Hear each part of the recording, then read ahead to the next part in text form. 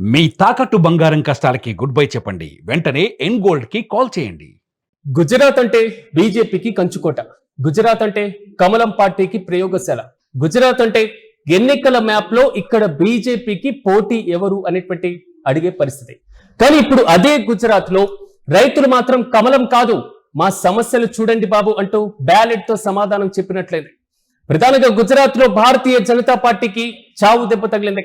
ప్రధాని నరేంద్ర మోదీ సొంత రాష్ట్రంలో రైతుల దెబ్బకు కాషాయం తేలిపోయింది. బీజేపీ ఏళ్ల తరబడి తమ కంచుకోటగా భావిస్తున్నటువంటి ఈ సహకార సామ్రాజ్యం ఒక్కసారిగా కుప్పకూలిపోయింది. ఆసియాలోనే అత్యంత భారీ సహకార చక్కెర కర్మాగారమైనటువంటి Bardoli sugar factory managing committee ఎన్నికల్లో కాంగ్రెస్ ప్యానెల్ రికార్డు స్థాయిలో విజయాన్ని అందుకుంది. దీంతో 20 ఏళ్లుగా సాగుతున్నటువంటి బీజేపీ ఆధిపత్యానికి చెక్ పడినట్లుగానే భావిస్తున్నారు.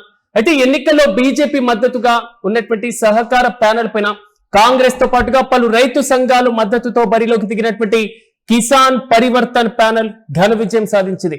Bardoli sugar factory managing committee ఎన్నికల్లో 14 స్థానాలను కైవసం చేసుకుని ప్రభంజనం సృష్టించింది.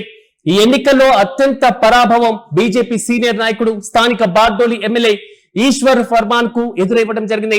ఇక కిసాన్ పరివర్తన్ ప్యానెల్ అభ్యర్థిగా తరుణ్ కుమార్ వాగలి చేతిలో 542 ఓట్ల తేడాతో ఘోరంగా ఓడిపోయారు.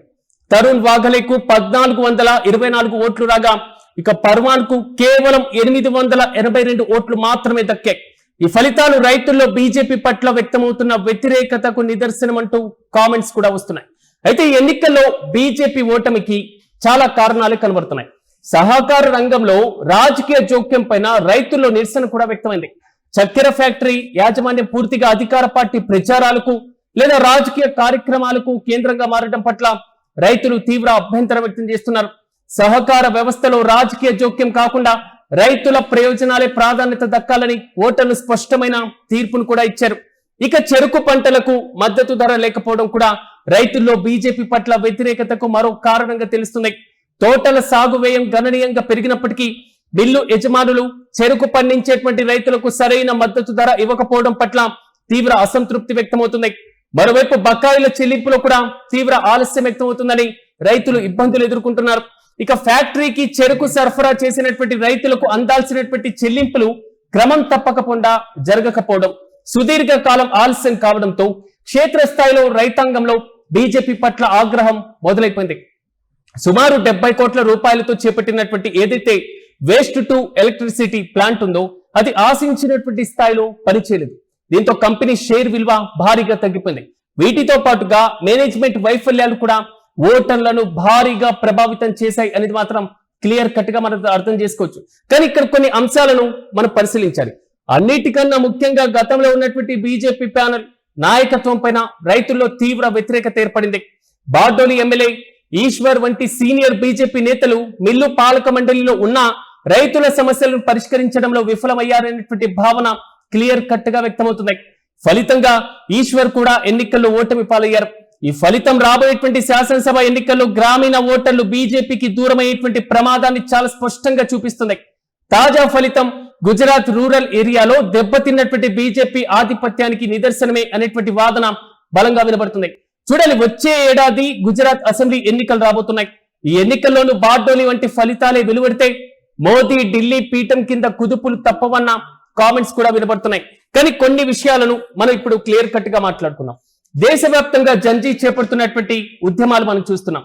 జంతర్ మంతర్ వద్ద చోటు చేసుకున్నటువంటి ఘటనలు, విద్యాశాఖ మంత్రి ధర్మేంద్ర ప్రధాన్ ను రాజీనామా చేయించే వరకు పరిస్థితి వెళ్ళిందంటే తమ బీజేపీ నేత, తమకు కీలకంగా ఉన్నటువంటి నేత, ఆర్ఎస్ఎస్ లో బలమంగా ఉన్నటువంటి నేత, కేంద్ర మంత్రివర్గంలో మంత్రిగా ఉన్నటువంటి వ్యక్తి చేతే రాజీనామా చేయించేటువంటి పరంపర వరకు వెళ్ళిందంటే బీజేపీ నేతల పైన జంజీ తరం మాత్రమే కాదు, విద్యార్థులు మాత్రమే కాదు, అత్యంత కీలకంగా అభివృద్ధి అంటే గుజరాత్ మోడల్లో ఉండాలి, పారిశ్రామిక అభివృద్ధి అంటే గుజరాత్ మోడల్లో ఉండాలి, సహకార రంగం అభివృద్ధి చెందాలంటే గుజరాత్ మోడల్లో ఉండాలి, దేశంలో అన్ని రాష్ట్రాలు గుజరాత్ నే ఆదర్శంగా తీసుకోవాలి అనేటువంటి అదే ప్రధాన ఎజెండాతో రంగంలోకి దిగినటువంటి బీజేపీకి ఇప్పుడు అదే రాష్ట్రంలో, అత్యంత బలమైనటువంటి రాష్ట్రంలో, ప్రధాని సొంత రాష్ట్రంలో ఎదురైనటువంటి ఈ ఫలితాలు రాబోయే అక్కడ అసెంబ్లీ ఎన్నికలతో పాటుగా సాధారణ ఎన్నికలపైన కూడా స్పష్టంగా పడతాయి అనేటువంటిది రాజకీయ విశ్లేషకుల దగ్గర నుంచి వస్తున్న అభిప్రాయం.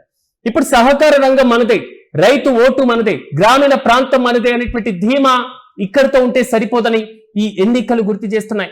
రైతు ఓటు బ్యాంకును శాశ్వతంగా ఎవరి జేబులోనూ పెట్టుకోలేమని బార్డేలి బాలెట్ బ్యాగ్స్ కూడా చెప్పినట్లయింది. గతంలో 3 వ్యవసాయ చట్టాలను ఒకసారి మనం గుర్తు చేసుకున్నప్పుడు రైతుల దగ్గర నుంచి వ్యతిరేకత వ్యక్తమైన ఆ తర్వాతి ఎన్నికల్లో వచ్చినటువంటి మెజార్టీ చాలా స్పష్టంగా చూడొచ్చు.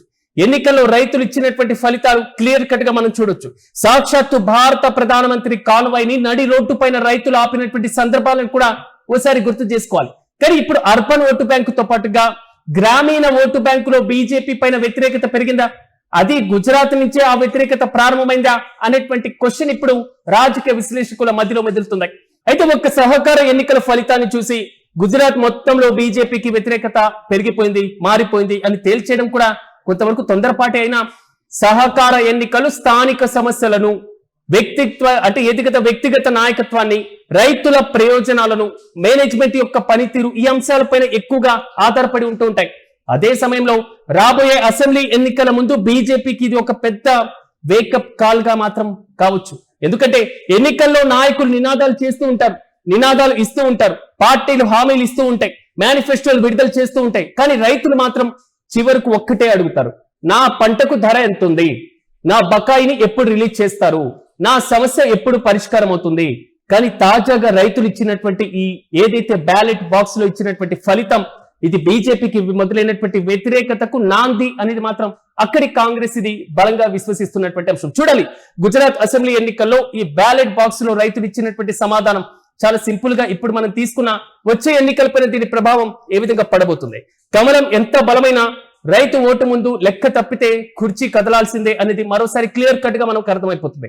బార్డోలి ఫలితం బీజేపీకి ఓటమి మాత్రమే కాదు, గ్రామీణ రాజకీయాల్లో రైతును తేలిగ్గా తీసుకోవద్దు అనేది ఒక బలమైన హెచ్చరికను కూడా ఇచ్చింది. గుజరాత్ లో వచ్చే అసెంబ్లీ ఎన్నికల ముందు ఈ సహకార ఎన్నికల ఫలితం ఎంతవరకు రాజకీయ ప్రభావం చూపిస్తుందో మనము చూడాలి. కానీ ప్రస్తుతం మాత్రం బార్డోలీలో ఒక మాట గట్టిగా వినిపిస్తుంది. అదేంటంటే ఇప్పుడున్నటువంటి పరిస్థితిలో, ఇప్పుడున్నటువంటి రాజకీయ చదరంగంలో గుజరాత్ లాంటి బలమైనటువంటి రాష్ట్రంలో బీజేపీకి మొదలైనటువంటి ఈ ఫలం ఖచ్చితంగా రాబోయే అసెంబ్లీ ఎన్నికల్లో బలమైనటువంటి కీలకమైనటువంటి ఫలితం దిశగానే అడుగులు వేయబోతుందని. ఇంతకు మీరేమనుకుంటున్నారు? గుజరాత్ మోడల్లో సాగుతున్నటువంటి అభివృద్ధి పైన, గుజరాత్ నే ప్రధానమైనటువంటి ఎజెండాగా తీసుకున్నటువంటి బీజేపీకి ఇప్పుడు అదే రాష్ట్రంలో చోటు చేసుకున్నటువంటి ఈ సహకార ఎన్నికల్లో వచ్చిన ఫలితం, మరి ముఖ్యంగా చాలా ఒక దశాబ్దం తర్వాత చోటు చేసుకున్నటువంటి ఈ ఫలితం పైన మీ అభిప్రాయాన్ని కూడా కామెంట్ లో తెలియజేయండి.